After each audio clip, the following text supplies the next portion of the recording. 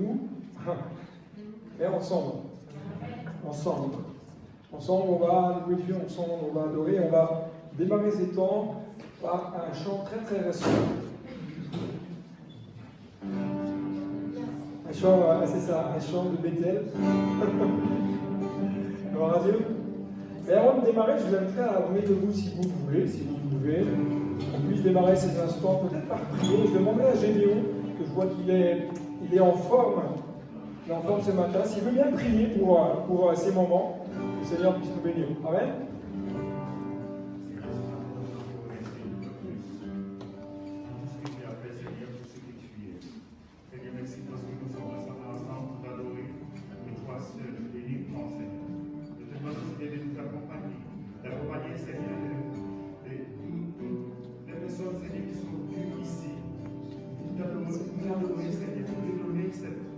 Une acclamation ce matin.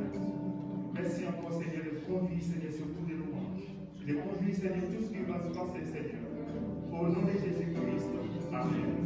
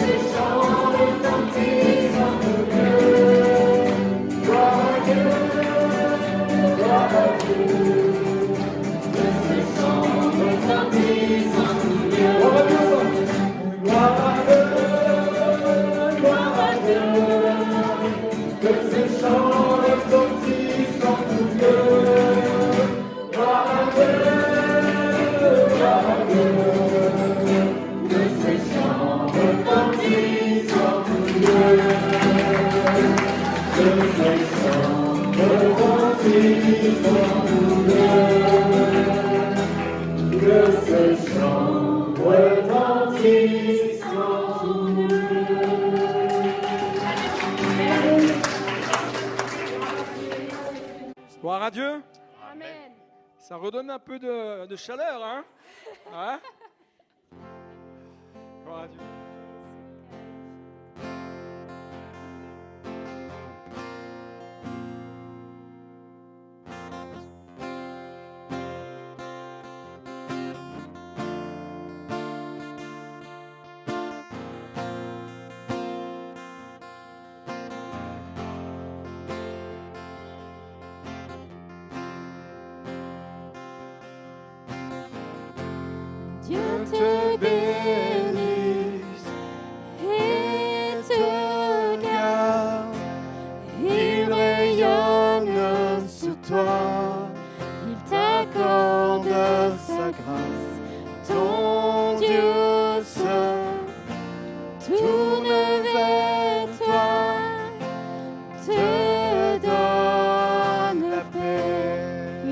bénit, Jésus.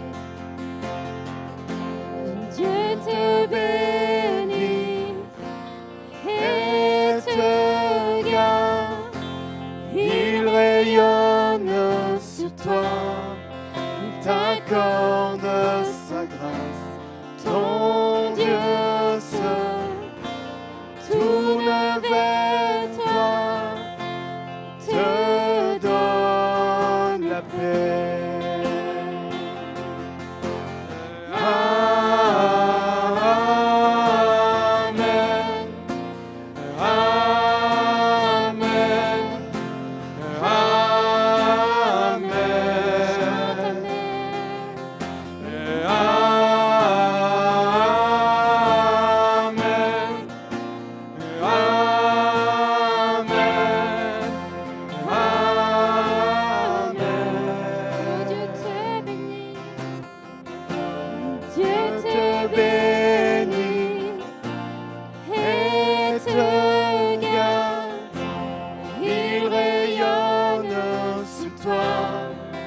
T'accorde sa grâce, ton Dieu seul tourne vers toi, te donne paix. Amen.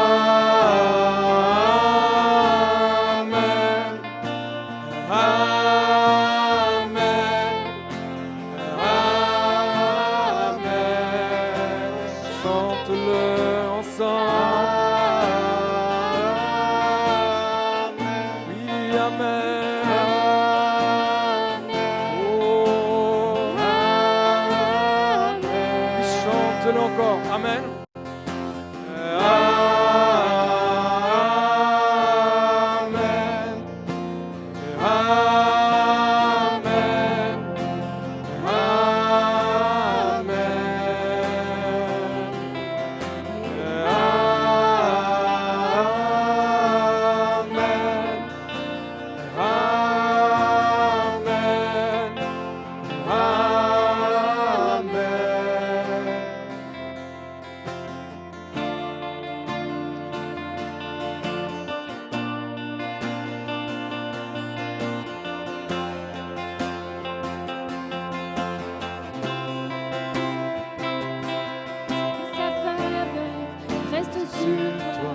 Pour plus de 1000 générations, sur ta famille et tes enfants et les enfants de leurs enfants, que sa présence t'environne là avec toi, à tes côtés, qu'elle t'inonde et t'entoure. Il est pour toi dès le matin jusqu'au coucher. À chaque pas, veillant sur toi, dans les larmes et dans la joie. Il est pour toi, il est pour toi, il est pour toi, il est pour toi, il est pour toi, il est pour toi, il est pour toi, il est pour toi.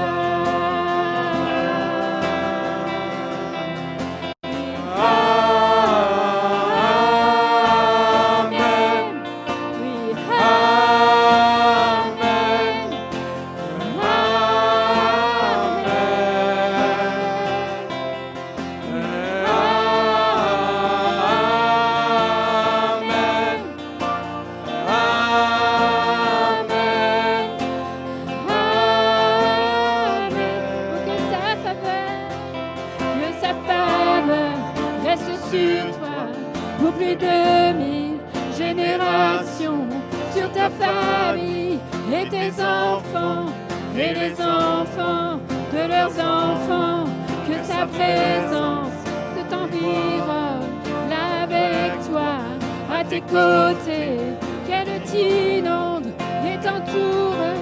Il est pour toi, il est pour toi, dès le matin jusqu'au coucher, à chaque pas, veillant sur toi, dans les larmes et dans la joie. Il est pour toi, il est pour toi, il est pour toi, il est pour toi, il est pour toi, il est pour toi, il est pour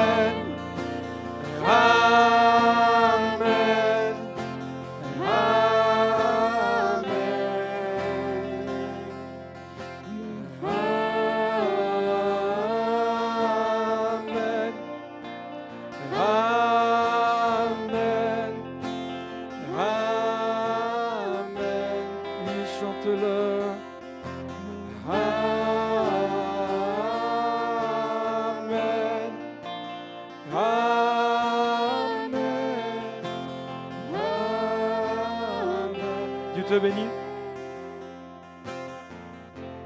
Dieu te bénit Et te garde, il rayonne sur toi, t'accorde sa grâce. Ton Dieu se tourne vers toi, te donne paix.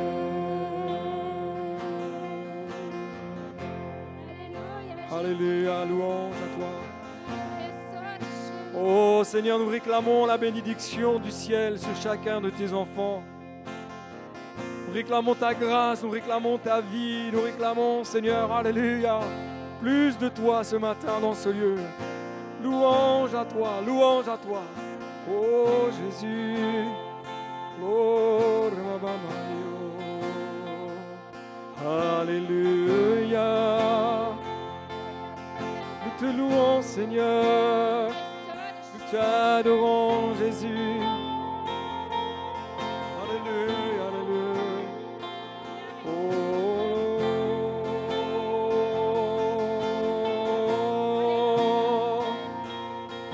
Oui, Seigneur. Alléluia. Louange à toi. Seigneur, merci. Bénis, bénis, bénis tes enfants.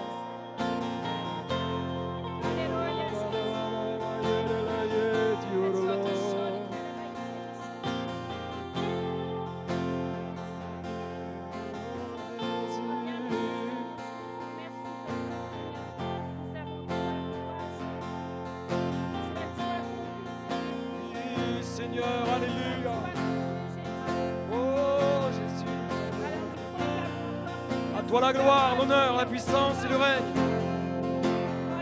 Nous te louons, Jésus. Tu es présent dans ce lieu, Seigneur. Alléluia. Oh, gloire à ton nom. Oh, talababa.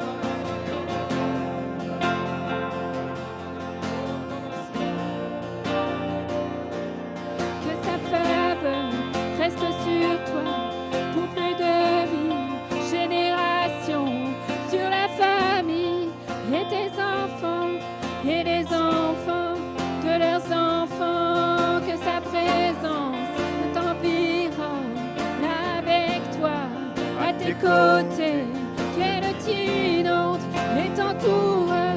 Il est pour toi, il est pour toi, dès le matin jusqu'au coucher, à chaque pas, veillant sur toi, dans les larmes et dans la joie. Il est pour toi, il est pour toi, il est pour toi, il est pour toi, il est pour toi, il est pour toi, il est pour toi, il est pour toi, il est pour toi.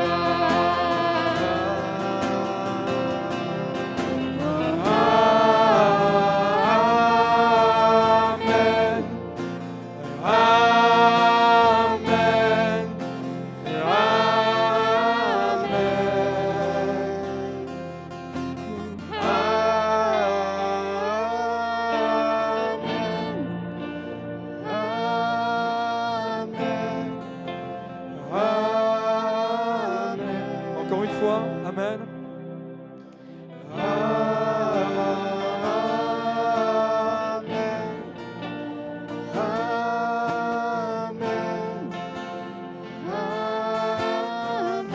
Chante-le.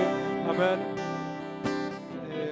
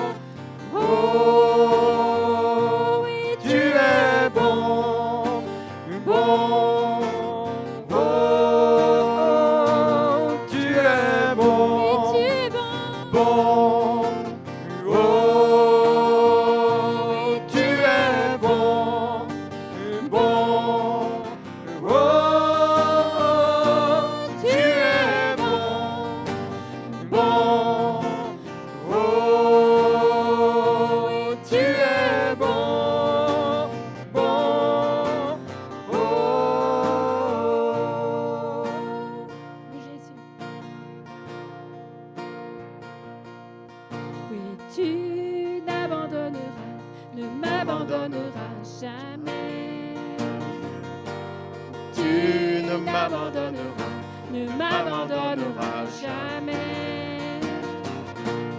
Tu ne m'abandonneras, ne m'abandonneras jamais. Tu ne m'abandonneras, ne m'abandonneras jamais. Comme tu ne m'abandonneras, ne m'abandonneras jamais. Amen. Tu ne m'abandonneras, ne m'abandonneras jamais. Tu ne m'abandonneras, ne m'abandonneras jamais. Tu ne m'abandonneras, ne m'abandonneras jamais. Tu es bon, Bon, oh, oui, tu es bon, bon, oh, tu es bon, bon, oh, oui, tu es bon, bon, oh, tu es bon, oui, tu es bon, oh, tu es bon, bon, oh, à vous, tu es bon, Alléluia. bon, oh, tu es bon, Jésus, bon, oh. Alléluia, Jésus. Oh, mais tu es bon, Jésus. Ce matin, Jésus, mon cœur veut chanter ta fidélité, Jésus. Mon cœur veut chanter ta fidélité, oui, Seigneur. Oui, je le vis, Seigneur. Oui, tu es bon, Seigneur. Tu nous encourages, Jésus. Tu es là, Seigneur, toujours fidèle, Seigneur, à nos côtés. Alors oui, ce matin, mon cœur chante ta fidélité, Révèle-toi Seigneur. dans les cœurs, Parce que, Seigneur. Seigneur, tu ne me déçois jamais, Seigneur, Père éternel. Non, ta fidélité est grande, Seigneur Jésus. Elle est inébranlable, Seigneur. Elle est interminable, Seigneur, Père éternel. Ce matin, mon cœur te chante, Seigneur. Mon cœur chante ta fidélité, Jésus. Alléluia, Seigneur. Oh, my soul, Jésus. Oh, Jésus. Tu es mon Seigneur Jésus. Seigneur, c'est vrai, comment savoir que tu es bon, Seigneur. C'est quand je vois mes frères et sœurs, Seigneur, qui est là, sauvés, lavés, dans le nom de Jésus. Seigneur, merci parce que tu es bon pour ma vie. Tout ce qui vient de toi est bon, Seigneur. Merci pour ton amour. Merci pour ta grâce, pour ton soutien, ta compassion. Seigneur, ta fidélité, Seigneur. Quelle grâce de t'avoir, Jésus, dans nos vies. Merci pour ton sacrifice à la croix. Merci, Père, pour ton amour manifesté en Jésus-Christ. Sois loué, adoré, Seigneur. Merci, Seigneur Saint-Esprit. Je loue, Seigneur.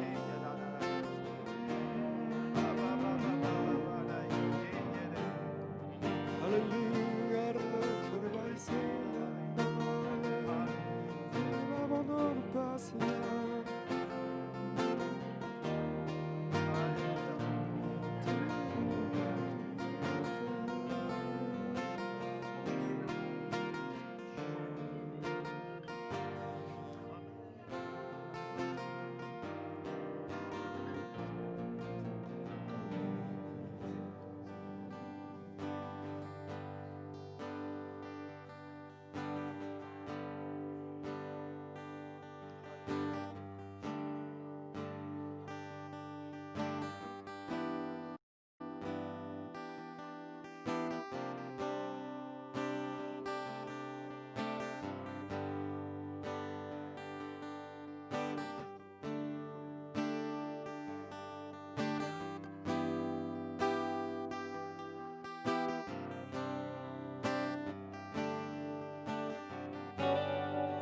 Je me tais, oh j'apprendrai à écouter la voix du bon berger. Et quand je l'entends, oh je comprends qu'il a payé pour ma... Si je me tais, je me tais, oh, j'apprendrai à écouter la voix du bon berger.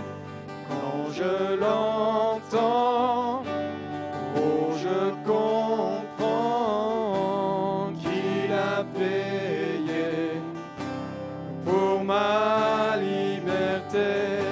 Et quand je t'ouvre mon cœur, je te vois, Seigneur. Quand je t'ouvre mon cœur, je t'entends me parler.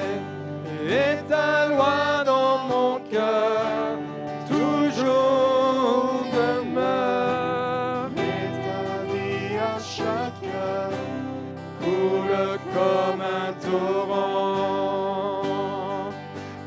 Oh, oh, oh, et ta vie à chaque heure coule comme un torrent. Si je me tais, oh, j'apprendrai à écouter la voix du bon berger. Quand je l'entends, oh, je comprends qu'il a payé pour ma liberté. Et quand je t'ouvre mon cœur, je te vois, Seigneur. Et quand je t'ouvre mon cœur, je t'entends me parler. Et ta loi dans mon cœur toujours demeure. Et ta vie à chaque heure coule comme un torrent.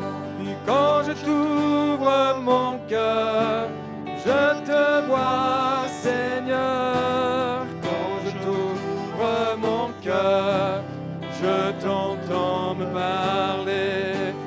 Et ta loi dans mon cœur toujours demeure. et ta vie à chaque heure Coule comme un torrent. Oh, oh, oh, oh, et ta vie à chaque heure coule comme un torrent. Oh, oh, oh, oh, et ta vie à chaque heure coule comme un torrent. Quand je t'ouvre mon cœur, je te vois, Seigneur. Quand je t'ouvre mon cœur, je t'entends me parler.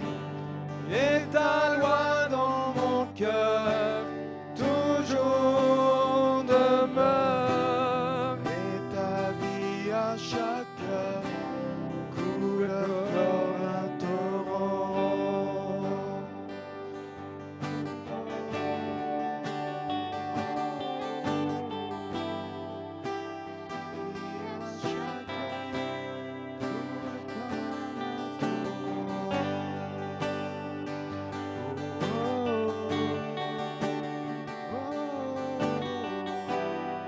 Ta vie à chaque heure coule comme un torrent.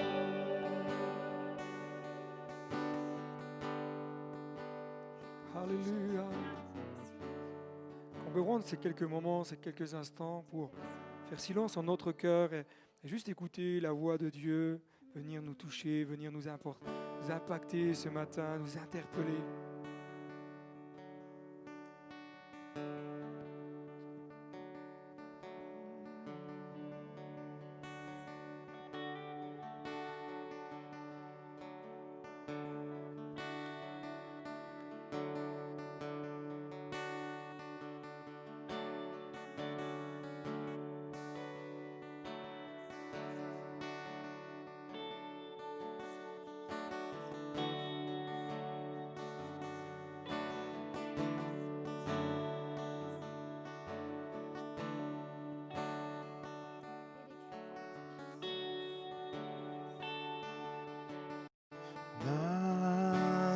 Manifeste-toi, donne-nous de l'assurance,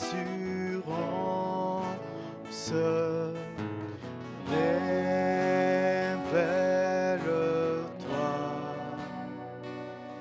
remplis-nous de ta présence.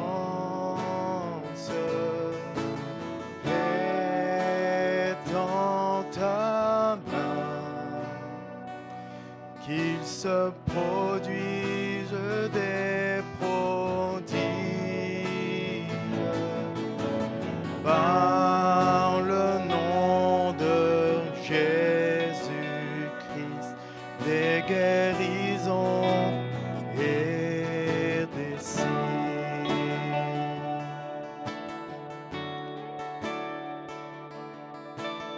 Manifeste-toi, donne-nous de l'assurance, révèle-toi,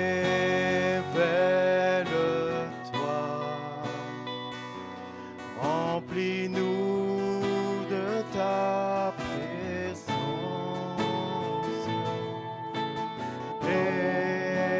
Étends ta main, qui se produisent des prodiges par le nom de Jésus-Christ, des guérisons et des signes. Manifeste-toi ensemble. Manifeste-toi,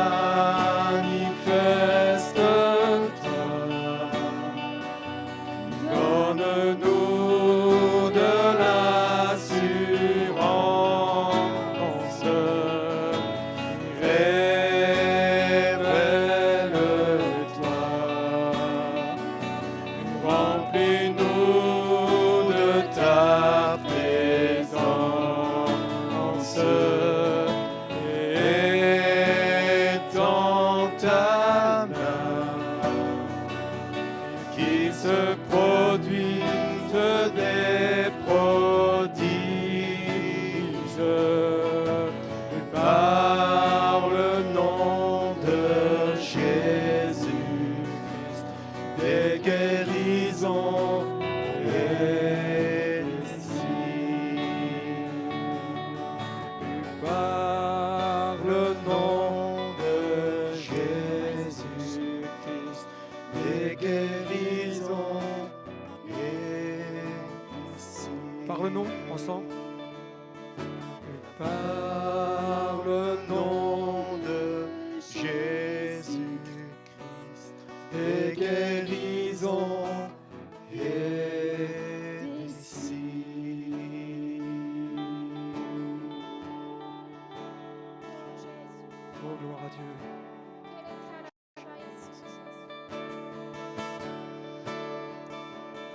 Et ton nom, Seigneur, est au-dessus de tous les noms. Et le nom de Jésus, il n'y en a point d'autre, Seigneur. Il n'y a pas d'autre nom plus grand qui n'a été donné que le nom de Jésus. Ton nom, Seigneur mon Dieu, est celui qui sauve, celui qui guérit, celui qui restaure, celui qui rétablit. Alors ce matin, je te le demande, en ton nom, Seigneur, manifeste-toi. Manifeste ta gloire maintenant. Manifeste ta puissance maintenant et que ton esprit remplisse ce lieu. Alléluia.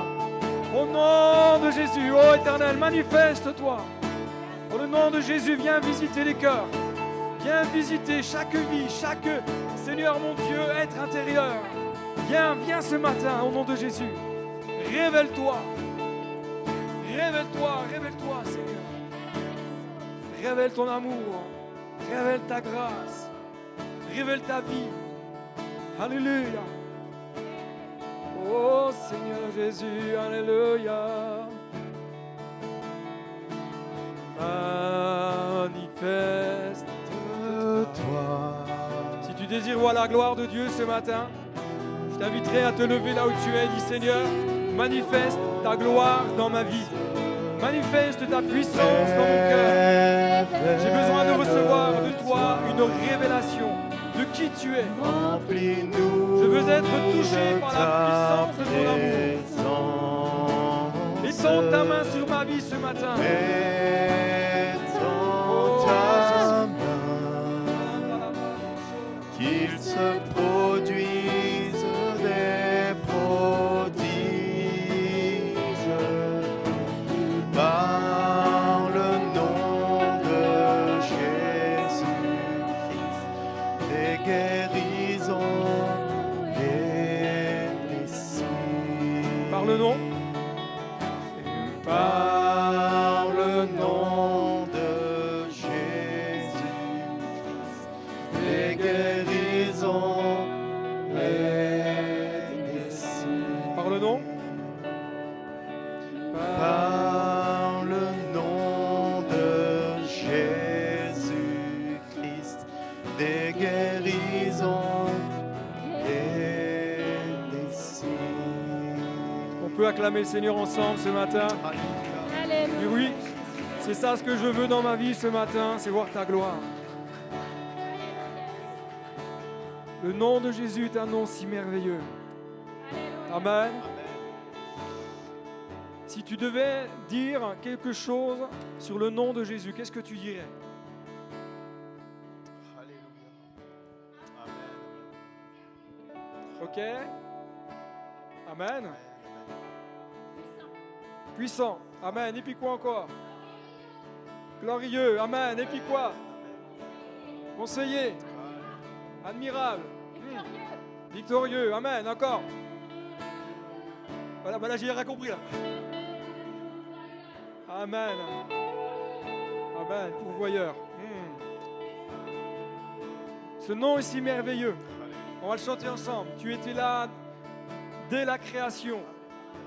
Ne pensez pas que Jésus a existé qu'une fois qu'il est venu sur terre. Jésus était là bien avant toute chose. Il est de toute éternité. Il est celui qui règne. C'est pour ça qu'il tient tout et qu'il peut tout. Il est capable d'agir dans ta situation, venir débloquer ce qui a besoin d'être débloqué. Amen. Tu étais là Dès la création, Fils unique de Dieu très haut, les mystères de ta révélés, en toi juste notre Seigneur. Oh, ce nom est si merveilleux, oh, ce nom est si merveilleux, le nom de Jésus-Christ, mon roi. Oh, ce nom est si merveilleux, sa beauté sans pareil. Oh, ce nom est si merveilleux, le nom de Jésus.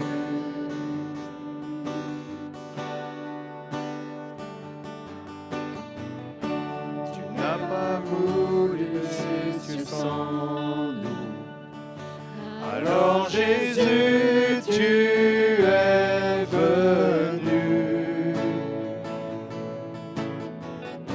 Ton amour a vaincu mon péché. Plus rien ne peut nous séparer.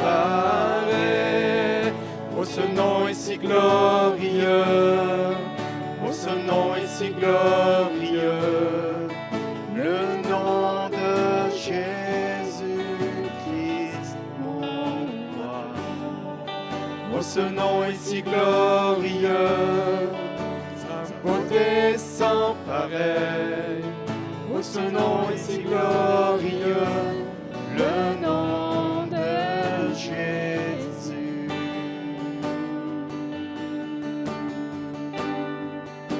Et la terre a tremblé, le voile s'est déchiré, désarmant la mort et le péché.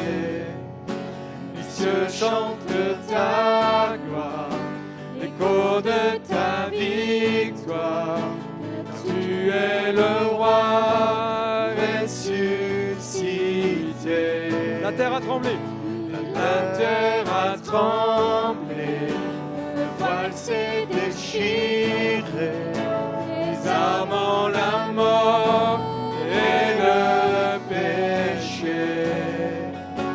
Les cieux chantent ta gloire, l'écho de ta victoire.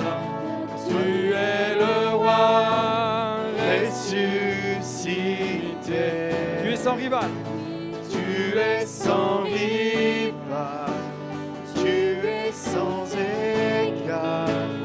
Dieu, tu triomphes à tout jamais.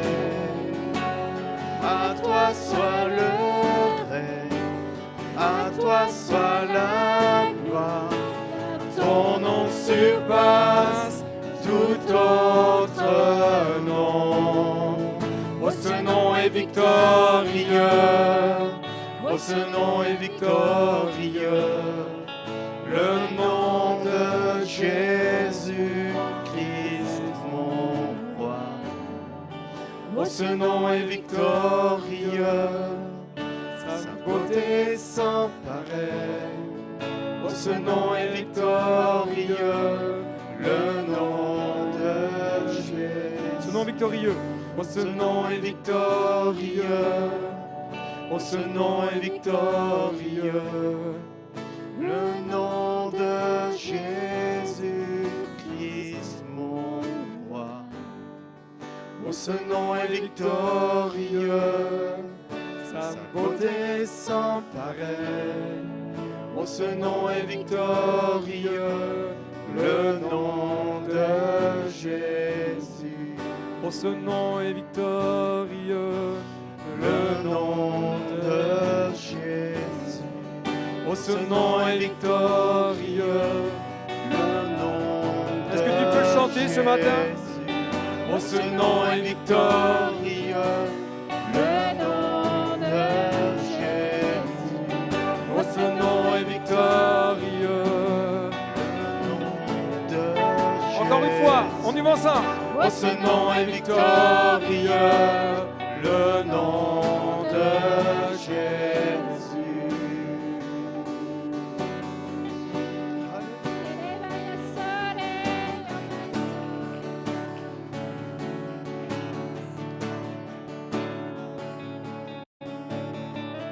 Oh, ce nom est victorieux. Oh, ce nom est victorieux. Le nom de Jésus Christ, mon roi. Oh, ce nom est victorieux, sa beauté sans pareil. Oh, ce nom est victorieux, le nom de Jésus. Oh, ce nom est victorieux, le nom de Jésus. Oh, ce nom est victorieux, le nom De Jésus.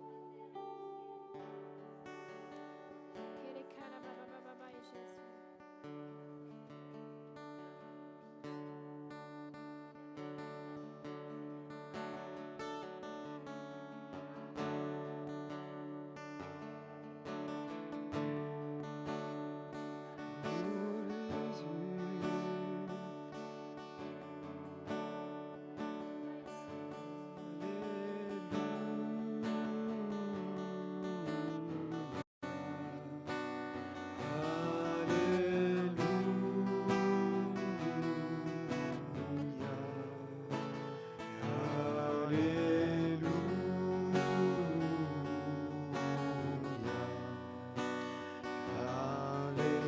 Alléluia.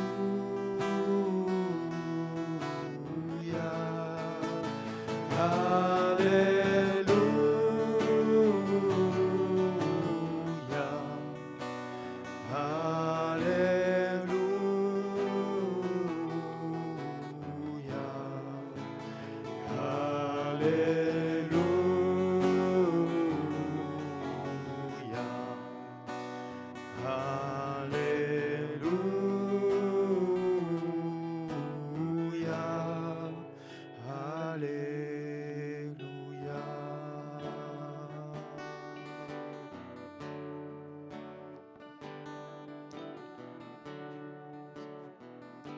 Est-ce qu'on peut louer Dieu ensemble? Je vais prendre un moment ensemble pour élever la voix. Chante à Dieu les merveilles du ciel. Tous ensemble. Oui, nous t'adorons, Jésus. Nous t'adorons.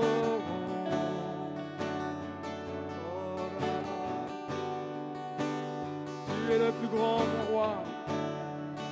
Tu es tout puissant. Glorieux, alléluia. Oh, nous t'adorons, Seigneur.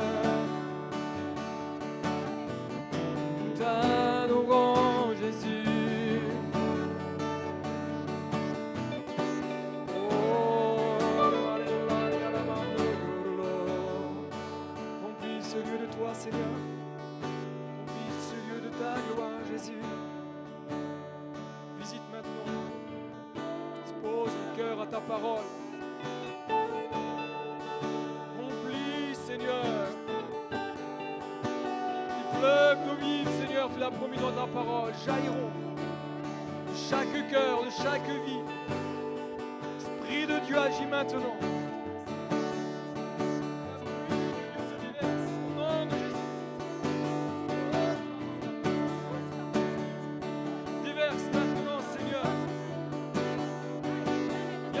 Nos cœurs, viens inonder nos âmes, alléluia. Oui, Seigneur, alléluia.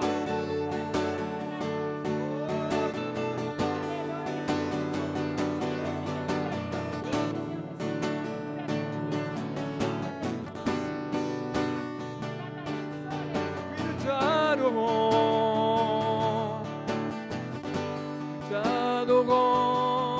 Seigneur.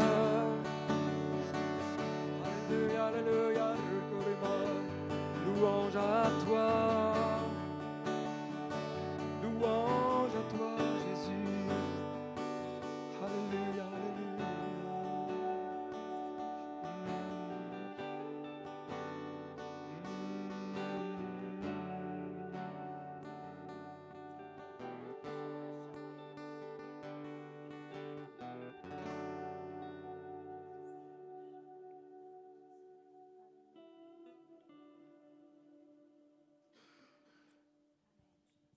Gloire à Dieu. Semaine dernière, je vous avais invité à lire un texte. Pour ceux qui n'étaient pas là, c'est pas grave, vous allez juste peut-être entendre. La semaine dernière, je vous ai encouragé à lire un texte. Est-ce que vous vous rappelez quel texte? Alors, d'une manière peut-être plus audible, que je puisse bien... Apocalypse chapitre... Voilà.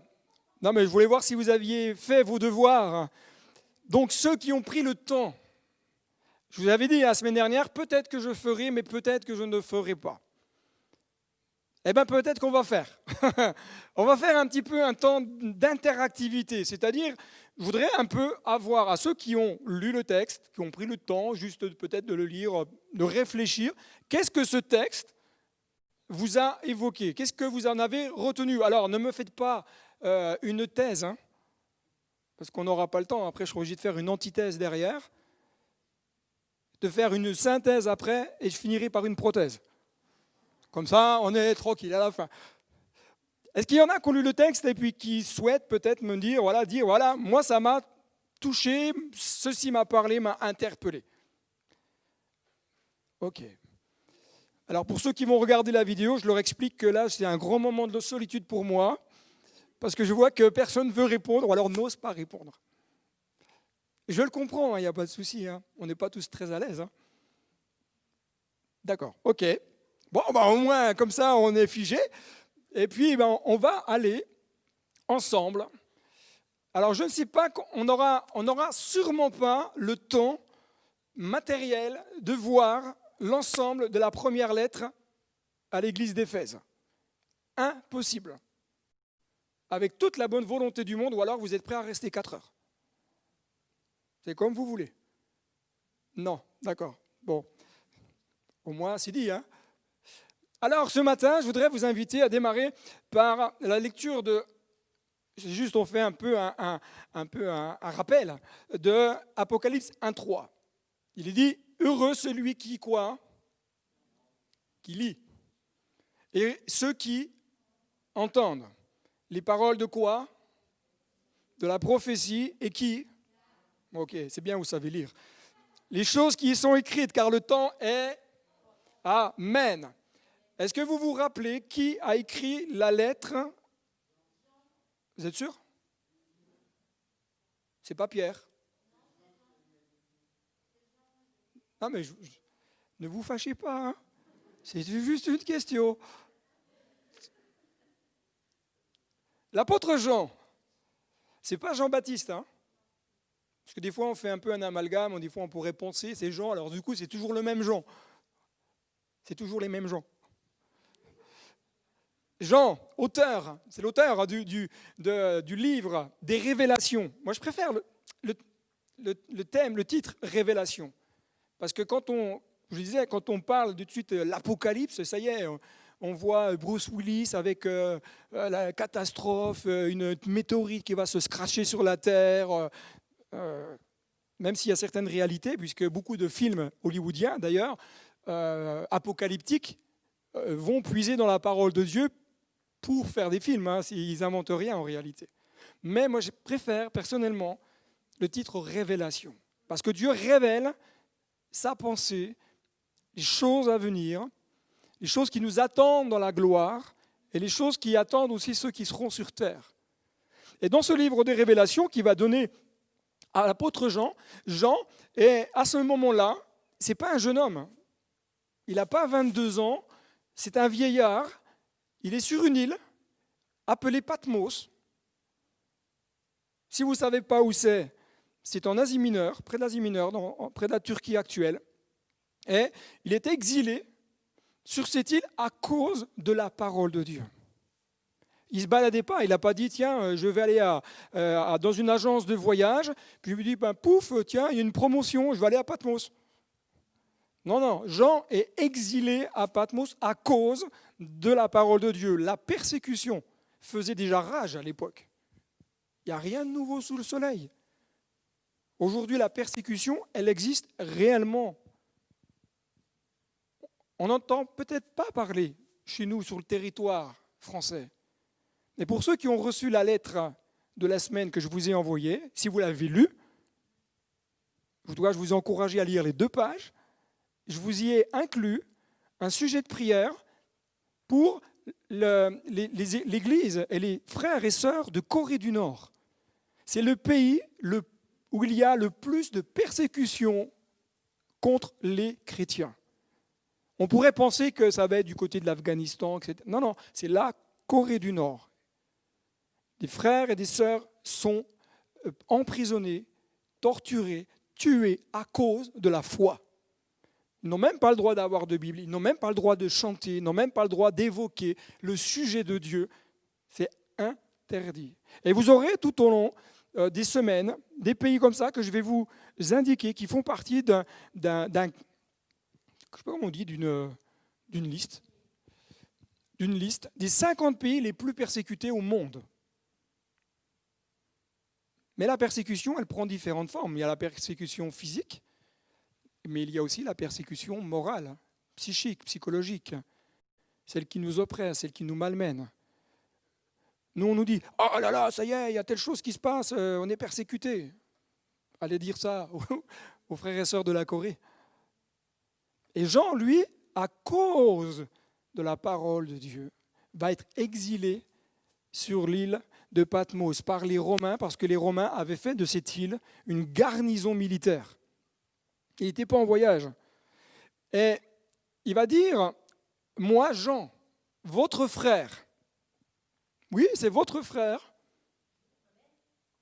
Ok, bon. Alors frère, ça ne veut pas dire même lignée au niveau génétique. Hein. C'est la lignée spirituelle. Hein. C'est votre frère. Il est enfant de Dieu, vous êtes enfant de Dieu, c'est votre frère. Et Jean il dit, moi, votre frère, qui est part avec vous. Et quelque part, je me dis, mais c'est comme si Jean était là et qui vous le disait lui-même. Moi, Jean, votre frère, qui est part aux mêmes tribulations, au royaume et à la persévérance en Jésus, j'étais dans l'île appelée Patmos à cause de la parole de Dieu et du témoignage de Jésus. Et sur cette île, Jésus va se révéler à son serviteur Jean et il va dire « Je fus saisi par l'Esprit au jour du Seigneur et j'entendis derrière moi une voix forte comme le son d'une trompette. » Notez bien ceci, comme le son d'une trompette. Il n'a pas dit « J'ai entendu une trompette ». Parce que parfois, on fait des raccourcis, tellement raccourcis qu'on va dire « Jean, il a entendu une trompette, il a même entendu du clavecin et il y avait une batterie. » C'était comme une trompette. La voix de Jésus était comme une trompette, parce que la trompette dans la culture juive, c'est celle qui annonçait le rassemblement du peuple. On appelait le peuple à se rassembler. Alors, ce n'est pas la trompette avec les 3 pistons, hein. Ça n'a rien à voir. Vous savez, c'est plutôt cette corne qui fait un peu comme ça, là, le chauffard. Pas les voitures, hein, pas les personnes en voiture, hein. Le chauffard. Et un commentateur souligne que Jean, à ce moment-là, va avoir quelque part une révélation du retour de Christ. Et je me tournais, ça c'est Jean qui parle, pour connaître quelle était la voix qui me parlait. Et après m'être retourné, je vis 7 chandeliers d'or, et au milieu des 7 chandeliers, quelqu'un qui ressemblait à un fils d'homme, vêtu d'une longue robe et ayant une ceinture d'or sur la poitrine. Sa tête et ses cheveux étaient blancs comme de la neige blanche, de la laine blanche, comme de la neige. Ses yeux étaient comme une flamme de feu. Ses pieds étaient semblables à de l'airain ardent, comme s'il eût été embrasé dans une fournaise. Et sa voix était comme le bruit de grandes eaux. Il avait dans sa main droite 7 étoiles, de sa bouche sortait une épée aiguë à 2 tranchants, et son visage était comme le soleil qui brille dans sa force. Amen. Ce texte-là nous donne un éclaircissement de qui est Jésus. Parce que là, on parle de Christ. Quand Jean se retourne, il a une apparition de Christ. Une révélation de qui est Christ. Et Jean, avec ses mots, va exprimer comment il voit les choses. Il va rendre quelque part perceptible l'incompréhensible, puisque le spirituel, c'est difficile de l'expliquer avec des mots naturels. Et Jean va se servir de choses qui nous parlent pour dire, voilà ce que j'ai vu. Quand j'ai vu Jésus, il avait une longue robe, ok, là, ça n'a pas de problème, une ceinture sur la poitrine. Ses yeux étaient blancs comme de la neige blanche. Ses cheveux, je me disais, il y avait un truc bizarre. Ses yeux étaient comme une flamme de feu et sa voix était comme... Vous voyez, il explique les choses pour nous dire, voilà, quand je me suis retourné, voilà ce que j'ai vu. Et quand j'ai entendu Jésus, voilà à quoi ça m'a fait penser. Et vraiment dans ce texte-là, lorsque vous prenez le temps juste de l'analyser quelques moments, en fin de compte, il est en train de vous révéler toute la sainteté, la majesté, la grandeur, la puissance de Dieu. Amen. Lorsqu'on vous parle de la blancheur, on vous parle de la pureté. Ce n'est pas la blancheur que nous, on connaît. Ça n'a rien à voir. On ne parle pas de la couleur. Parce que la pureté au ciel n'a rien à voir avec ce que nous, on définit ici-bas. La blancheur dans le ciel n'a rien à voir avec la blancheur que nous, on connaît ici-bas. Même la neige ici n'est pas plus blanche que Jésus dans le ciel. Ça n'a rien à voir. Mais j'aimerais qu'on puisse faire un focus avec vous sur l'auteur. L'auteur du livre, l'auteur de la révélation. L'auteur, on va dire, oui, mais c'est Jean qui l'a écrit. Non, mais l'auteur, pour moi, c'est Dieu et Christ. C'est eux qui donnent la vision. Jean, il n'a pas dit, tiens, si j'écrivais quelque chose. L'auteur va donner à l'apôtre Jean ceci. Premièrement, il lui montre une révélation de Christ vêtu d'une longue robe et ayant une ceinture d'or sur la poitrine. Ici, c'est les deux premiers éléments qui vont dépeindre Jésus-Christ comme étant le souverain sacrificateur. Parce que le souverain sacrificateur, il avait une grande robe. C'est pas des robes comme vous l'imaginez, c'était des robes sacerdotales. Et sur la poitrine, il y avait comme cette ceinture qui était là. Et il n'y a que les sacrificateurs qui portaient cela. Les souverains sacrificateurs, pardon. Et regardez avec moi Hébreux. L'auteur des Hébreux nous dit, en conséquence, il a dû être semblable en toutes choses à ses frères. C'est-à-dire que Jésus est venu pour se rendre semblable à nous. Pour qu'on puisse nous sortir de nos situations difficiles. Si Jésus, imaginez, était venu, qu'il avait juste fait que de survoler, jamais dans la Bible il aurait été écrit « J'ai été tenté comme vous ». Il a été tenté, non, on n'aurait pas pu l'écrire. Mais Jésus est venu, a été tenté dans les mêmes choses que vous, pour que vous puissiez demain être vainqueur. Parce que Christ a vaincu et parce qu'il a vaincu toutes les tentations, parce qu'il a vaincu toutes les épreuves, vous pouvez, à travers Christ, être vainqueur. Et alléluia quand même. Il a dû être semblable dans toutes choses à ses frères, afin qu'il soit souverain sacrificateur, miséricordieux, fidèle dans le service de Dieu pour faire l'expiation des péchés du peuple. Car du fait qu'il a souffert lui-même et qu'il a été tenté, il peut secourir ceux qui sont tentés. Petit sondage. Qui aujourd'hui connaît des moments où il est tenté? Alors ceux qui ne lèvent pas la main, soit vous avez mal au bras, ou alors il y a un problème. Tout le monde est tenté d'une manière ou d'une autre. Moi, chez moi, quand je passe vers un placard, je suis tenté de regarder s'il y a des cacahuètes. Si je mange des cacahuètes, je sais qu'il va y avoir des répercussions. Comme je dis souvent, moi j'image un peu cela comme cela. Vous êtes en train d'essayer de faire un régime, d'accord? Et vous passez devant une superbe boulangerie.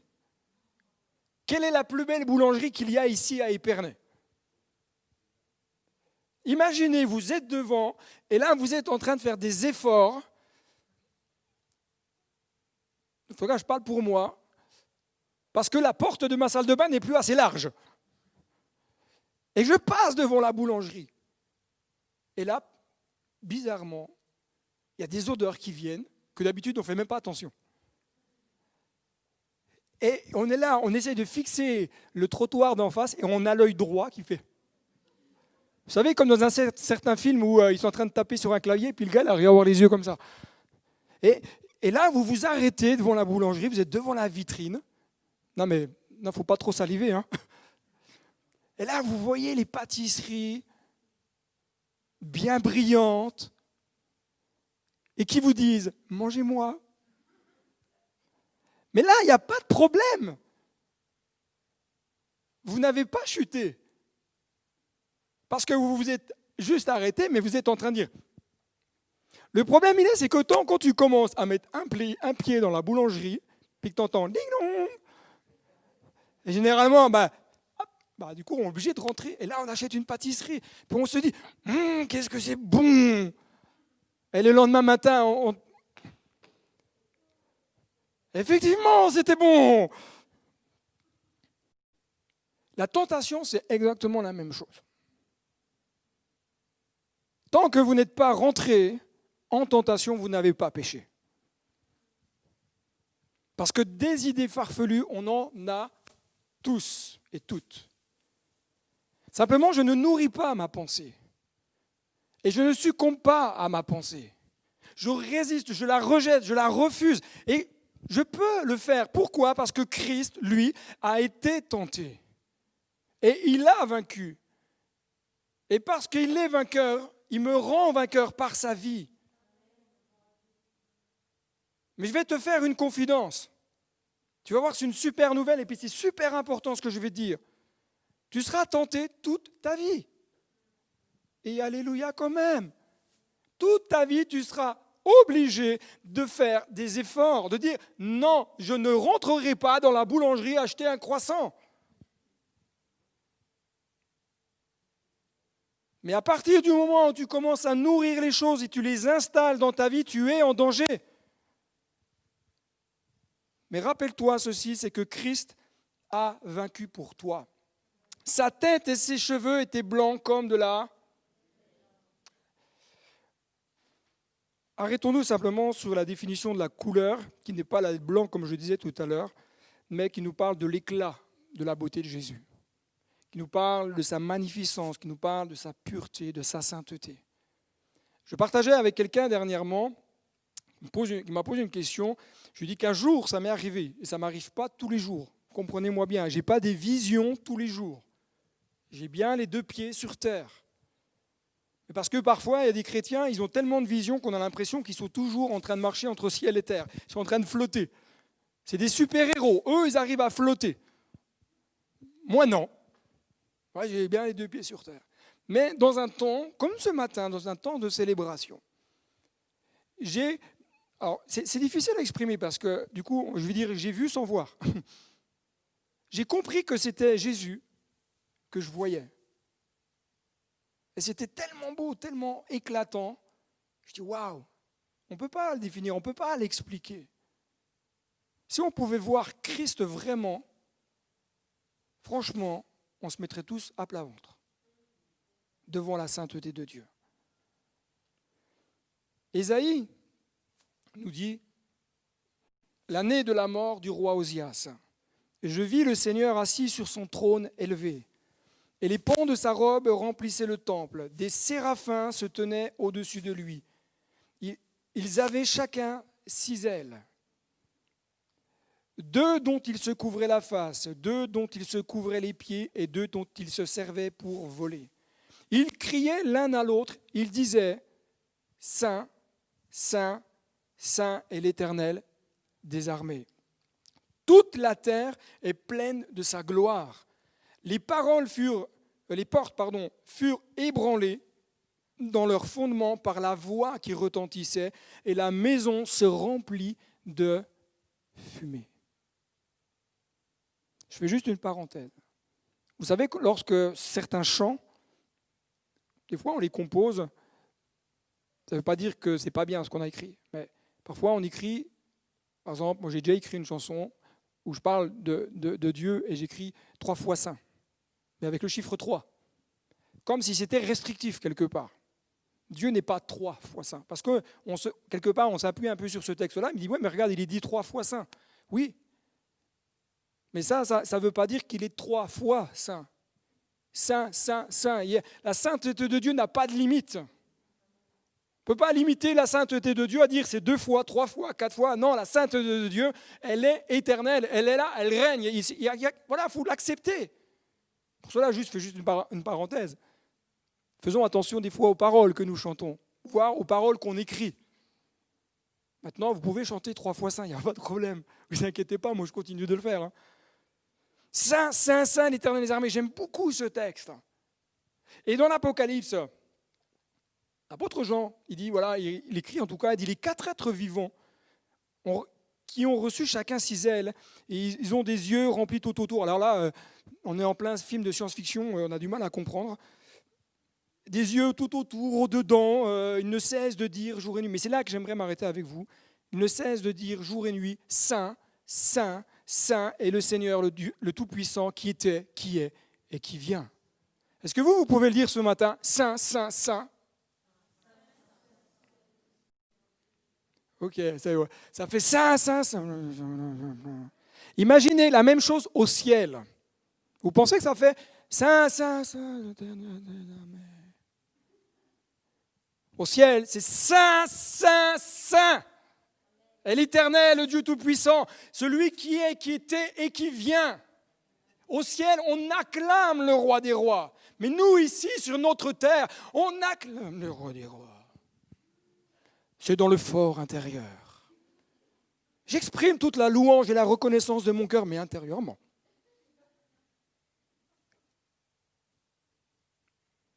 Moi, il y a dans certains pays que j'aimerais un jour aller. Parce que lorsqu'ils louent Dieu, je peux vous dire que ça bouge. Hein. Je ne vais pas dire que je vais danser parce que là, je vais les faire fuir. Mais j'aimerais être là. Mais nous, les Français, qu'est-ce qu'on est coincés. Jésus, ta grâce. Je ne dis pas qu'il faut sauter sur les chaises, ça n'a rien à voir. Ça n'a rien à voir. Mais la louange, elle ne fait pas que de s'exprimer par des paroles. Saint, Saint, Saint est l'Éternel, le Dieu Tout-Puissant. Quand les êtres vivants rendent gloire, honneur et action de grâce à celui qui est assis sur le trône, à celui qui vit au siècle des siècles, les 24 vieillards se prosternent. Regardez bien ce qu'il dit le texte. Hein. Lorsqu'on est dans des temps de profondeur comme cela, des temps où on adore Dieu, des temps où là on va s'incliner devant la majesté de Dieu. On ne peut pas être dans la présence de Dieu. Seigneur, je te loue. Qu'est-ce que le plat? Ah, ils ont mis des toiles d'araignée, ils n'ont pas bien fait le ménage ici. Oui, je te bénis, Seigneur. Non. On est dans la présence de Dieu. Vous m'excuserez si je suis peut-être un peu le pavé dans la mare. Hein. Mais lorsque je rentre dans la maison de Dieu, lorsque je rentre dans la présence de Dieu, je suis en présence de celui qui est, qui était, qui vient. Je vous ai déjà raconté, un jour, j'ai été interpellé, je faisais la louange dans une église. Vous commencez un peu à me connaître. Et je loue le Seigneur et tout. J'étais là. Et là, au fond de l'église, je vois un frère assis sur sa chaise comme ça. Je dis, mais Seigneur, on est devant toi, on n'est pas au cinéma. Je ne parle pas qu'il faut avoir un costard-cravate pour venir dans l'église. C'est votre cœur. Mais lorsque tu viens dans la maison de Dieu, loue ton Dieu, ne regarde pas les autres. Loue ton Dieu. Si tu dois regarder quelqu'un, regarde le ciel. Et comme tu vois qu'un faux plafond quand tu lèves les yeux, ferme les yeux. Et laisse-toi transporter, laisse-toi toucher. La louange, c'est pas élever la voix et monter dans les décibels. Moi, j'ai connu ça un temps, on pensait que spirituellement, pour être plus spirituel que les autres, il fallait monter à 180 décibels. Donc imaginez une église de 600 personnes qui loue Dieu à 180 décibels. On nous entendait du parking qui était en bas, qui était à plus de 50 mètres. Et ça n'a rien à voir, la spiritualité, c'est pas ça. On peut louer Dieu en silence. On peut avoir des moments de profondeur, d'intensité en silence. Mais, parce qu'il faut quand même équilibrer les choses. La louange, quand vous regardez la parole de Dieu, elle retentit. Il y a des acclamations. Il tapait des mains, il dansait, il sautait de joie. David, vous m'excuserez, le roi David, quand l'arche est arrivée, voilà comment a fait David. Seigneur, je te loue, l'arche revient. David, l'arche vient. Ouah!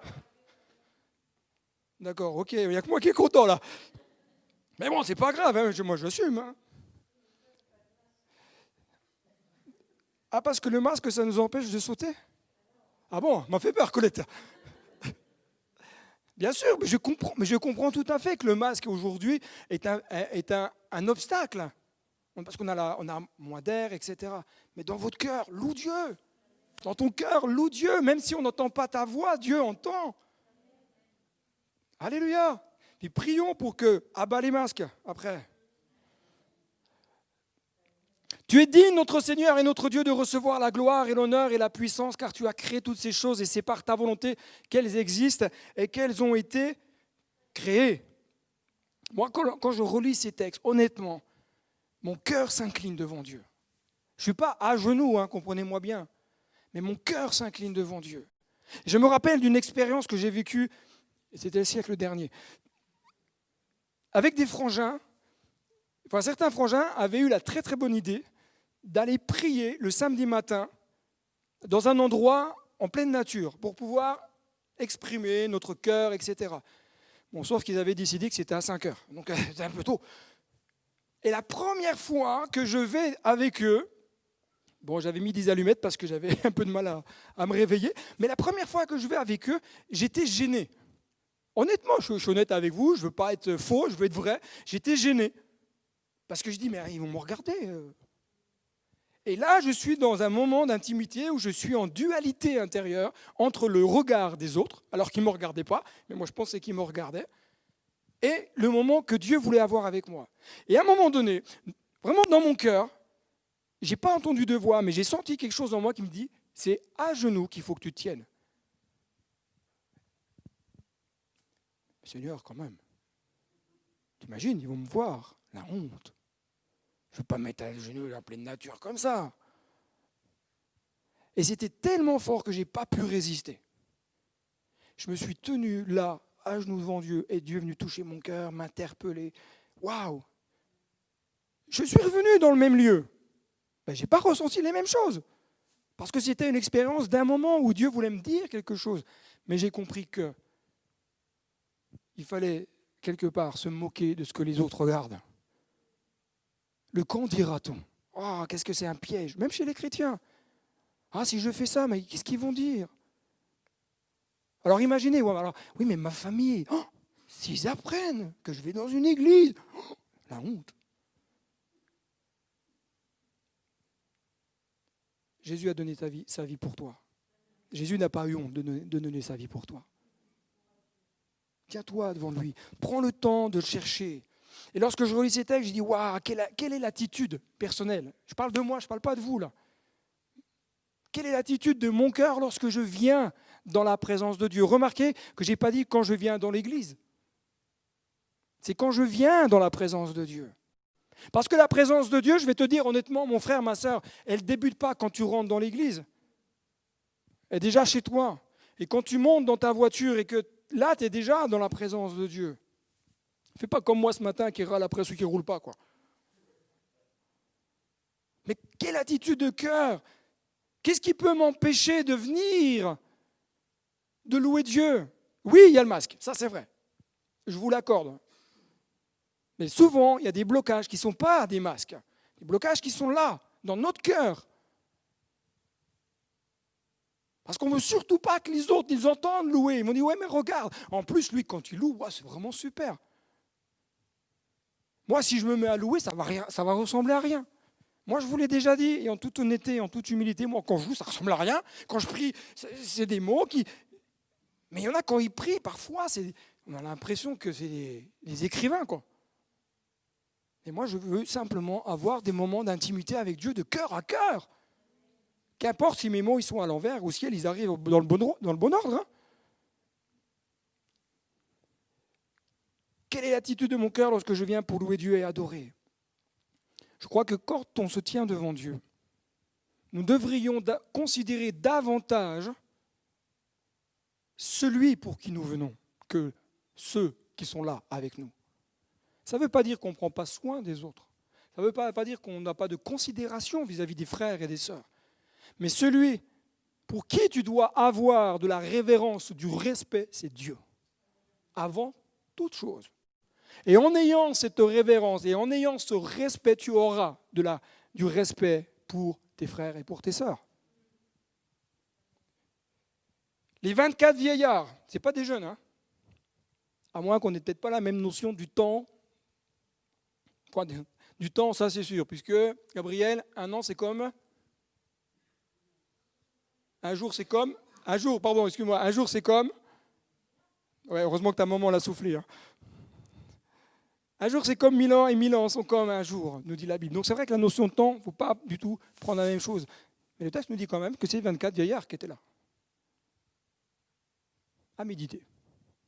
Avec humilité, ces personnes vont venir quoi? Ils vont venir jeter leur couronne. Vous savez, moi j'aime beaucoup des fois prendre du temps avec les personnes, les aînés.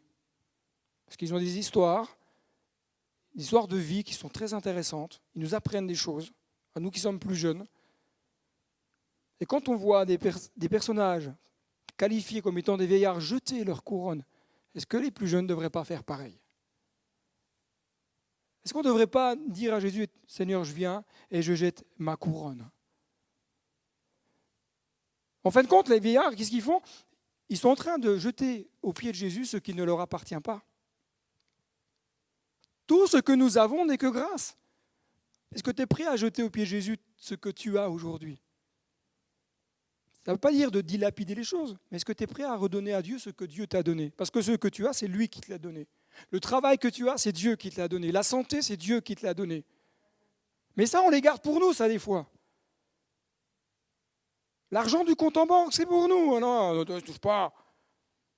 On est en France. En France, c'est tabou. On n'a pas le droit de parler d'argent. Si on parle d'argent, on dit ça y est. Ils vont tous nous arnaquer. Mais redonne, quelque part, tu donnes à Dieu ce qui lui revient.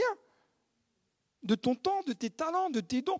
Donne à Dieu, offre à Dieu, répands, jette ces choses aux pieds du Maître.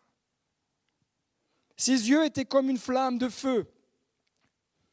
Moi j'ai écrit, il n'y a rien de caché devant lui. Quand Dieu regarde, rien de caché. Quand il te regarde, rien de caché. Tu peux tromper un homme. Tu peux tromper ton entourage, tu peux tromper tes voisins, tu peux tromper ta famille, mais tu ne tromperas pas Dieu. Tu peux faire croire aux autres que tu es un bon chrétien. Dieu sait la réalité de ton cœur. Dieu sait la réalité de mon cœur. J'ai déjà dit, et un jour, j'espère pouvoir le faire, mais un jour, j'aimerais venir prêcher avec une soutane. Pourquoi ? Alors, ça ne s'appelle pas pareil, mais c'est pour vous expliquer. Parce que l'habit ne fait pas le moine. L'habit ne fait pas le moine. Vous pouvez avoir le plus bel habit chrétien, ça ne fait pas de vous un chrétien. Ce qui fait de toi, chrétien, petit Christ, donc disciple de Jésus, parce que pareil, aujourd'hui, le mot chrétien dans la société, ça n'a pas de sens. C'est tellement décrié qu'on parle de chrétien à tour de bras. On met sur le dos des chrétiens des tas de choses que même d'ailleurs des fois ils disent tiens, c'est bizarre, on ne savait pas. Bon. Non, enfant de Dieu, disciple de Jésus, quelqu'un qui a fait cette réconciliation avec Dieu le Père par Christ, qui a accepté la vie que Jésus a donnée. Ça, c'est un chrétien. Mais celui qui se met un bel habit tous les dimanches matins n'est pas forcément un chrétien. C'est quand même mieux de venir à l'église bien habillé, pas de venir en survette. Non, d'accord. Bon. Non, Ses yeux étaient comme une flamme de feu, donc rien à cacher. Mais quand je viens dans la maison de Dieu, lorsque je viens dans la présence de Dieu, est-ce que dans mon cœur, je suis prêt à me laisser examiner par le scanner de Christ? Quand Dieu va balayer ton cœur comme ça, est-ce que tu es prêt? Moi, je l'ai déjà dit, je crois que vous l'avez déjà entendu, mais parfois, ah Seigneur, ah oui, viens remplir ma vie, viens visiter mon cœur, mais pas trop la pièce là, parce que là, c'est un peu le débarras. Donc, mais ce que Dieu veut, c'est habiter ton cœur, pas qu'une partie de ta vie. Il veut y prendre une place, y demeurer dans son ensemble, pour t'aider à faire le ménage. Il est sympa quand même, le Seigneur, il vient t'aider à faire du ménage chez toi, dans ta vie personnelle. Mais si tu n'es pas prêt à ça, je peux te dire que tout ce qui est dans ton placard, dans 10 ans, ça sera toujours dans ton placard. Parfois, ça fait du mal d'ouvrir certains placards de notre vie. On a certaines choses qu'on n'a pas trop ouvrir. On a trop envie d'ouvrir. Vous savez, ces tiroirs de nos meubles, de salon, quand on les ouvre, il y a un tas de choses qui ne servent à rien, mais on les garde, on ne sait jamais. Il y a un trombone qui est dedans, qui est tout tordu et tout. Non, mais non, laisse, on ne sait jamais. Fais du ménage, fais du tri. Laisse le Saint-Esprit. Et tu sais quoi? Lorsque le Saint-Esprit fait cette œuvre en toi, c'est jamais pour ton mal. C'est toujours pour ton bien et ta progression. Alors les frères, s'il vous plaît, ouvrez les tiroirs quand vous allez rentrer, puis faites du ménage. Puis si vous n'avez pas quoi jeter, demandez à votre épouse. Surtout les frangins. Les frangins, ils ont tous souvent soit des garages ou une cave, où ils ont des tas d'outils, où ils ont des tas de vis qui ne servent à rien, qui sont en train de rouiller. Non, mais chérie, la vis qu'elle a, t'en fais quoi? Non, mais attends, on ne sait jamais. Un jour, peut-être, ça va servir. Je connais quelqu'un qui est assez conservateur. Il est je ne vais pas dire son métier. Et un jour, il était en plein déménagement et j'étais là pour l'aider. Et on arrive dans la cave. Et mes yeux se sont ouverts comme ça. Il y avait, je ne vous mens pas, hein, et j'aime beaucoup le frère, je l'aime beaucoup, énormément. Il y avait des piles de magazines comme ça, partout. Et j'étais avec un autre frère qui a voulu un petit peu le titiller. Il lui a dit, dis, est-ce que tu sais c'est quoi le magazine qui est là? Oui, non, mais on ne sait jamais. Faisons du ménage. Ayons l'honnêteté avec Dieu de dire, Seigneur, cette semaine de jeûne et prière, viens faire du ménage dans ma vie. C'est pas viens faire du ménage chez le voisin, chez ma maman, chez mon papa, chez ma tante, non, chez moi, dans mon cœur. Hébreux. On retourne un petit coup dans le livre aux Hébreux. Nulle créature n'est cachée devant lui. Nulle. Tu peux te cacher derrière un arbre, Dieu te voit quand même. Mais tout est nu et découvert à ses yeux, aux yeux de celui à qui nous devons rendre compte. C'est devant Dieu qu'on rend des comptes, pas devant des hommes. C'est pour cela que je le dis souvent, je ne suis pas directeur de conscience. Ce n'est pas avec moi que vous avez à rendre des comptes, c'est devant Dieu. On a tous à rendre des comptes devant Dieu. Comprenez-moi bien, c'est pas attention, on arrive à, vous savez, moi j'ai pas connu ça, mais ceux qui sont peut-être un peu plus anciens que nous, quand on arrivait des fois à l'école, on mettait les doigts comme ça, moi c'était pas comme ça, mais on me balançait carrément comme ça, donc hop là, tu m'as pas eu. Non, moi c'était une école mixte. J'ai pas connu les écoles, filles d'un côté, les garçons de l'autre, mais Dieu, c'est pas ça, c'est pas tu viens devant Dieu.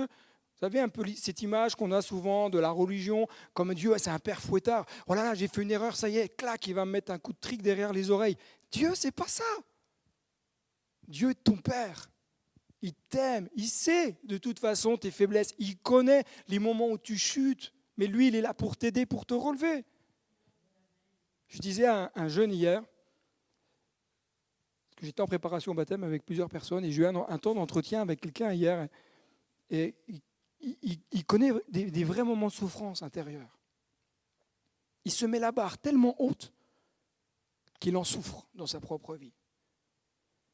Mais je lui disais, tu sais, qu'est-ce que me dit la Bible? Il me dit, là où le péché abonde, la grâce surabonde. La grâce, c'est ça. Dieu te libère. Ne t'impose pas des trucs que même Dieu ne te demande pas. La grâce ne t'amène pas à vivre n'importe comment. Elle t'amène à vivre comme Dieu te le demande. Et si tu as du mal, et puis si tu as mis un genou à terre, eh bien, la grâce, elle va te relever. Vous êtes tous d'accord qu'on fait partie du troupeau du Seigneur. C'est comme ça que Dieu image un peu aussi son Église comme étant un troupeau. D'accord ?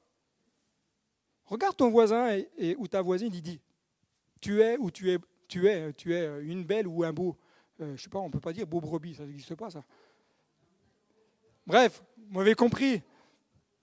Chaque brebis que vous êtes, vous avez tous envie à un moment donné de faire comme la chèvre de M. Seguin, d'aller voir un petit peu ailleurs ce qui se passe, où l'herbe semble être un peu plus verte. Mais je voudrais vous poser une question. Une brebis qui tombe dans une mare au cochon, est-ce que c'est devenu un cochon? Non, mais je vous pose la question. Peut-être qu'il y a une métamorphose à ce moment-là. Une brebis qui tombe dans la mare au cochon, ce n'est pas un cochon. Elle est juste sale. Elle a juste besoin qu'on vienne la chercher, qu'on la sorte et qu'on la nettoie. Et pourtant, elle est toujours une brebis qui fait partie du troupeau du berger. Et c'est exactement la même chose dans notre vie spirituelle. Parfois, on dit « Ah Seigneur, j'ai péché, ça y est, je suis devenu un cochon. » Mais non! Tu t'es juste embourbé, tu as besoin que Dieu vienne te sortir et te nettoie. Mais par contre, si tu commences à aimer la boue, si tu commences à vouloir nourrir ces choses-là, là tu es en danger. Et tu risques pour le coup de devenir un vrai cochon après. Et te comporter comme un cochon. Enfin, l'animal, hein. Mais tu es une brebis. Entre vous et moi, honnêtement, moi je ne suis pas parfait. Vous, oui, mais pas moi. Donc des erreurs, j'en fais. Il y a plein de fois dans la semaine, je me dis, oh là là, Seigneur, ta grâce. Et je demande pardon à Dieu. Mais je ne lui demande pas pardon 50 fois. Parce que je sais qu'à partir du moment où, avec sincérité, je dis, Seigneur, pardonne-moi, je suis pardonné. Et je dis, Seigneur, surtout aide-moi à ne pas recommencer. Il ne faut pas que je recroise la même voiture que ce matin. Mais ça devrait aller. Son désir, le désir de Dieu, c'est d'amener un changement profond dans votre vie. Un profond véritable. Alors, il y a un élément. On n'aime pas trop en parler. Parce que les chrétiens, ils sont un peu de mal. Ses pieds étaient semblables à les reins ardents.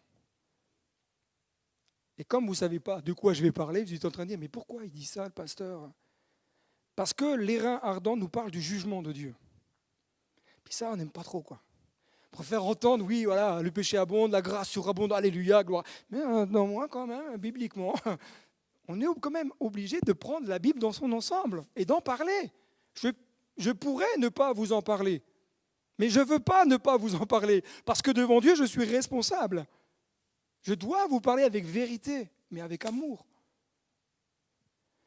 C'est là un des aspects qui me semble être quand même difficile d'aborder. Dans l'Ancien Testament, la notion, vous savez, dans l'autel, dans le temple, il y avait l'autel des reins, on venait offrir des sacrifices. Pour cela que cela nous parle du jugement. Parce que s'il n'y avait pas de sacrifice, il n'y avait pas de pardon. Autrement, il y avait le jugement de Dieu qui tombait. Et les reins nous parlent de ce jugement. Pourquoi? Parce qu'au ciel, il ne rentrera rien d'impur. Vous ne pouvez pas arriver au ciel avec votre petit chiffon et dire « je vais peut-être nettoyer 2-3 tâches ». Au ciel, rien d'impur ne rentrera. Alors, est-ce que du coup, nous qui sommes si imparfaits, on va pouvoir un jour rentrer au ciel? Oui. Parce que la grâce surabonde. Mais, lorsque je suis enfant de Dieu, lorsque je cherche à plaire à Dieu, je dis « Seigneur, viens enlever en moi ce qui n'est pas de toi. » Parce que je ne veux pas qu'il y ait d'obstacles entre moi et toi. Parfois, vous savez, on prie, on ne comprend pas pourquoi Dieu ne répond pas. Parce qu'il y a peut-être un obstacle. Commence à enlever l'obstacle et tu verras que Dieu va répondre sa bénédiction. Paul va dire, je pense que normalement, si je ne me trompe pas, les sœurs devraient applaudir, normalement. Je m'avance peut-être, mais il est dit, Marie, aimez vos femmes. Amen. Waouh! Alors là, je ne vous dirai pas le frère qui est au fond, dont l'épouse est tout devant. Là, il dit Amen. Marie, aimez vos femmes. Mais il faut prendre le texte dans son ensemble pour bien comprendre. Marie, aimez vos femmes. Comment? Comme Christ a aimé l'Église. Ayez de la même attention, de la révérence pour votre épouse, comme Christ aime son Église. Est-ce que, honnêtement, imaginez un instant, là je parle aux frères, les sœurs, bouchez-vous les oreilles s'il vous plaît. Les frères, honnêtement, est-ce que vous pensez, imaginez un peu, Dieu aimait l'Église parfois comme nous on aime nos épouses. Combien de fois vous dites à votre épouse, chérie, merci pour le ménage, merci pour la vaisselle, merci pour le linge, merci pour ceci. Combien de fois? En silence? Marie, aimez vos femmes comme Christ a aimé l'Église. Mais continuons un peu plus loin. Christ s'est livré lui-même pour elle, donc l'Église. Est-ce que Marie, vous vous livrez pour votre épouse, pour elle, pour son bien? Alors c'est sûr que si vous êtes célibataire, c'est peut-être un peu compliqué. Mais néanmoins, c'est des textes qui existent et qui doivent être lus et partagés. Afin quoi? De la sanctifier par la parole, après l'avoir purifiée par le baptême d'eau, afin de faire paraître devant lui cette Église glorieuse, sans tache, ni ride, ni rien de semblable, mais sainte et irrépréhensible. Waouh! Est-ce que c'est comme ça qu'est l'Église aujourd'hui d'Épernay? Une Église sans tache, sainte, pas de rides et pas irrépréhensible. Si ce n'est pas le cas, je pense qu'il est important de dire Seigneur, viens toucher mon cœur et viens faire du ménage dans ma vie. Sa voix était comme de grandes eaux. Ézéchiel, dans une de ses visions, il dit « J'ai vu la gloire du Dieu d'Israël venir depuis l'Est ». C'est pour ça que la gloire, le ciel céleste. Ben oui, hein. C'est pour ça qu'il ne faut pas déménager ailleurs, il faut rester dans l'Est. Pour nos amis qui vont partir au Québec, allez à l'Est du Québec, vous serez toujours à l'Est. Et sauf d'erreur de ma part, il me semble que vous êtes à l'Est. Hein. Donc vous voyez, parce que le pays, voilà, le ciel c'est l'Est. Bon, blague à part. J'ai vu la gloire du Dieu d'Israël venir depuis l'Est. Sa voix était pareille au bruit de grandes eaux et la terre resplendissait de sa gloire. Je regarde juste l'heure pour ne pas vous endormir. Ok, c'est bon, là je viens juste de finir mon introduction, donc on devrait y arriver. L'apôtre Jean nous montre ici quoi? Toute l'attitude que devrait être la nôtre aujourd'hui. Parce que,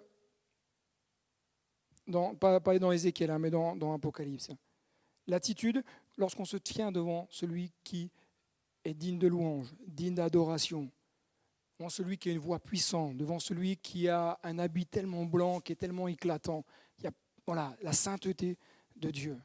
Et j'aimerais, Thomas, si c'est possible, je ne te l'ai pas dit, désolé mon frère ce matin, mais sur ma clé USB, il y a une bande son.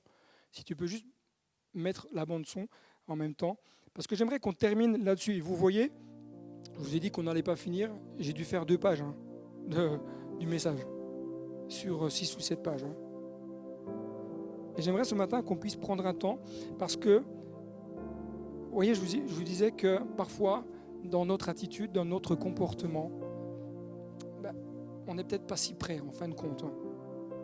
Peut-être qu'on a juste besoin de prendre un temps, de cœur à cœur avec Dieu. L'apôtre Jean, chapitre 1, verset 17. Quand je le vis, je tombais à ses pieds comme mort. Du grec nékros, qui dit en fin de compte, c'est comme si j'étais destitué de force.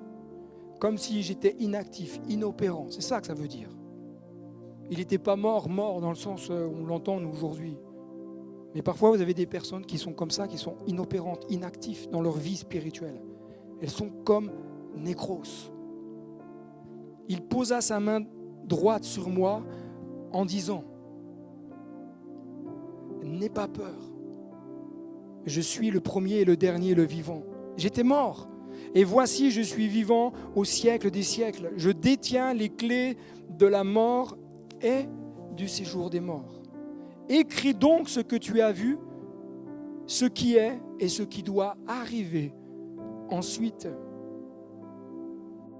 quand Jean voit cette vision extraordinaire, il dit, je tombe à ses pieds. Se prosterne devant Jésus. Est-ce que ce matin tu vas te prosterner? Je ne te demande pas forcément de te mettre à genoux. Comprenez-moi bien, c'est le cœur. Mais libre à toi, si dans ton cœur tu sens que tu dois t'agenouiller devant Dieu, fais-le librement, personne ne te jugera. Et commence à dire, Seigneur, viens toucher mon cœur ce matin et viens toucher mon âme. Et entends la voix de Dieu qui vient te dire, n'aie pas peur. Parce que lorsqu'il y a une révélation de Dieu, ce n'est pas la peur qui doit nous saisir, c'est le respect. J'ai pas peur de la présence de Dieu. J'ai pas peur de prendre du temps avec Dieu. Juste un cœur révérencieux, animé de crainte. Ce qui fait défaut aujourd'hui parmi beaucoup de chrétiens, c'est l'absence de crainte de Dieu.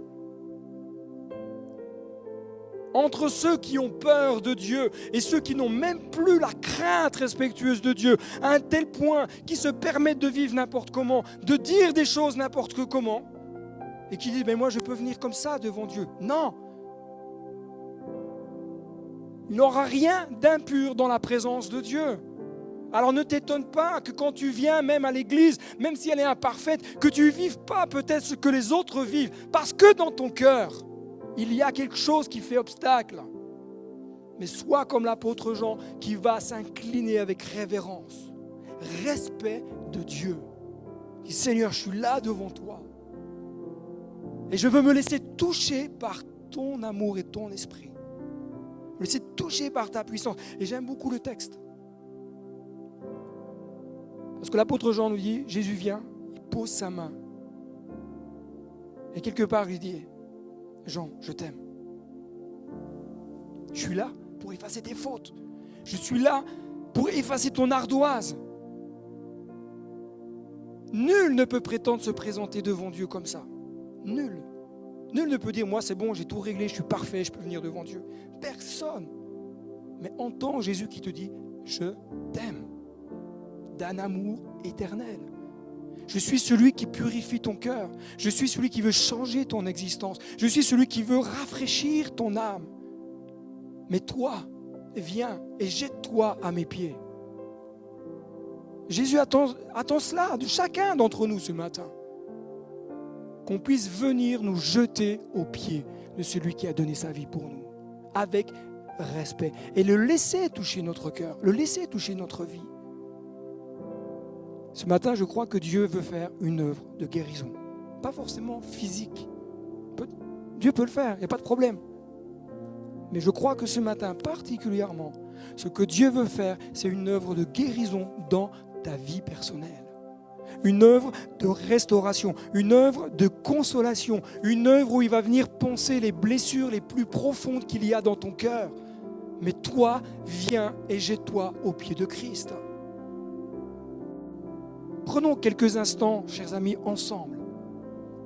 Pendant qu'il y a toujours ce fond musical, commençons à simplement nous incliner devant Dieu.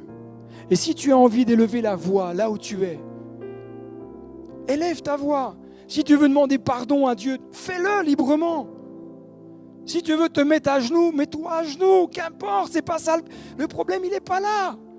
Ce qu'il faut ce matin, c'est que tu aies ce contact avec celui qui te dit « N'aie pas peur, je t'aime et je suis là pour te changer, pour t'aider, afin que tu puisses un jour être avec moi au ciel. » Prenons ces quelques instants ensemble, inclinons notre cœur devant Dieu.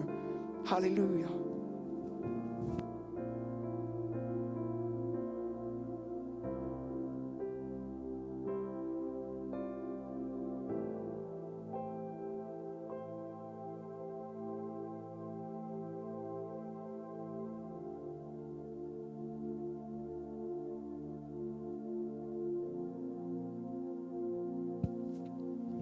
Alléluia, Jésus. Je se tiens devant toi, Seigneur, avec respect, avec révérence. Viens toucher, Seigneur, mon cœur. Viens toucher mon âme. Viens enlever en moi ce qui n'est pas de toi. Viens émonder ma vie. Seigneur, il y a tant d'imperfections, il y a tant de choses qui ont besoin de changer. Seigneur, se fais grâce. Seigneur, fais grâce. Par ton amour, viens, Seigneur Jésus, ce matin, et relever un cœur, une vie, te révéler avec puissance et au nom de Jésus. Je réclame à la vie du ciel de descendre. Seigneur, j'incline mon cœur devant toi, parce que tu es saint, saint, saint. Tes yeux, Seigneur, sont comme des flammes. Seigneur Jésus, tu connais tout de moi. Je ne veux rien cacher. Je veux rien cacher. Par ta grâce, viens ce matin.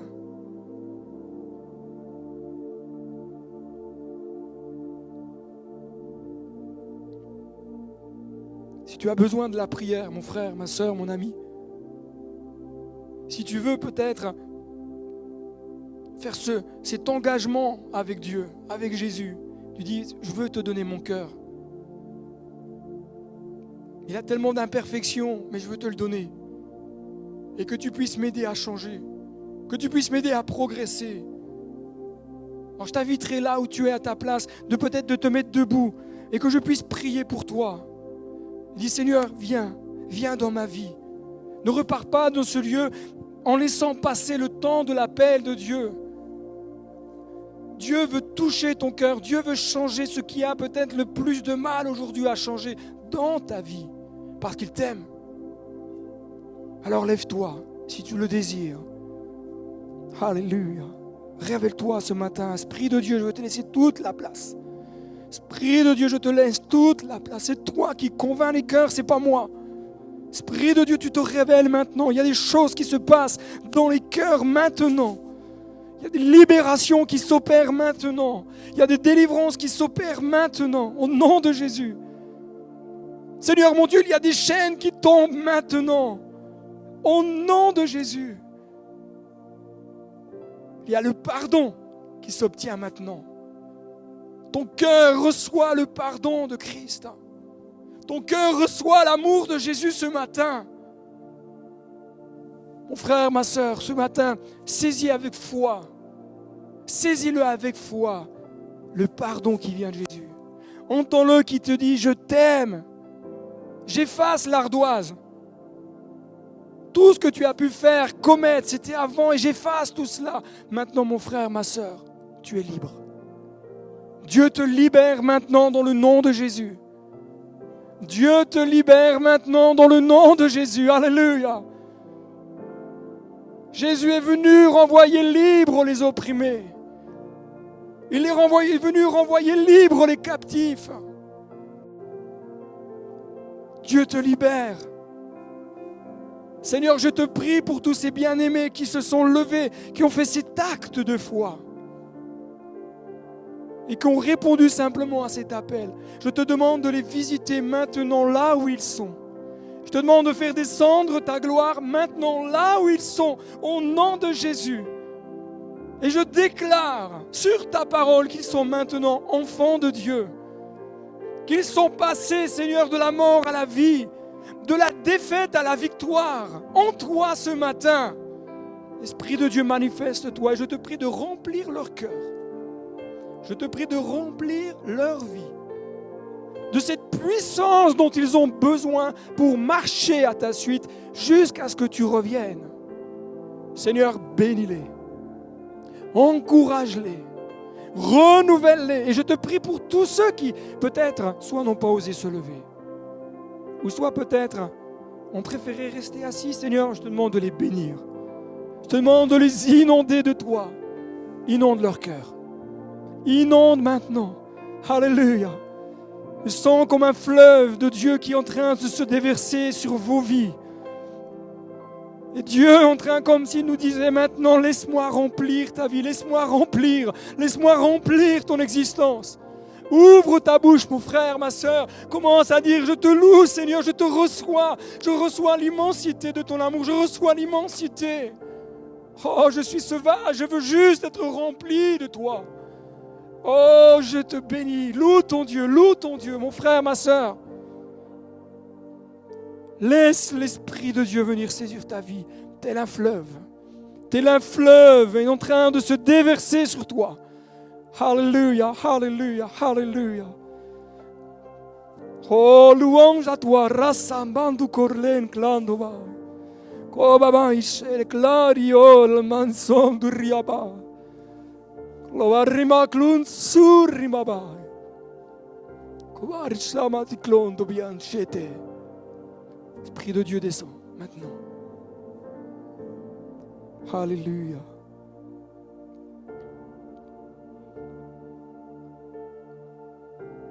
Alléluia. Jésus, viens. Viens. Mon frère, ma sœur, que Dieu te bénisse. Si tu souhaites aller plus loin, si tu as besoin d'échanger, pas de souci. Je suis disponible, il n'y a pas de problème. Ça ne sera peut-être pas forcément aujourd'hui, mais on peut caler un rendez-vous pour discuter, échanger, prier ensemble. Il n'y a pas de jugement. Je veux simplement que tu puisses vivre ce que Dieu veut que tu puisses vivre. Amen.